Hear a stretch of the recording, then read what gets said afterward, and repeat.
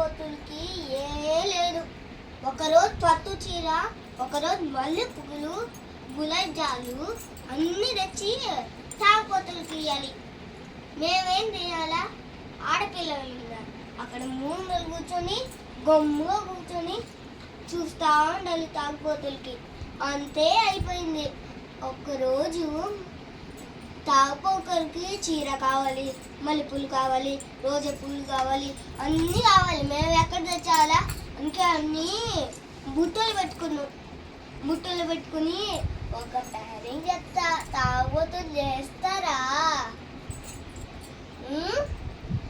మిరపకాయలు దంచి నిమ్మకాయలు వేసి కారం వేసి కలిపి ఇస్తే అబ్బా కారమని తాగి కొంచెం తగ్గి పెడతారు.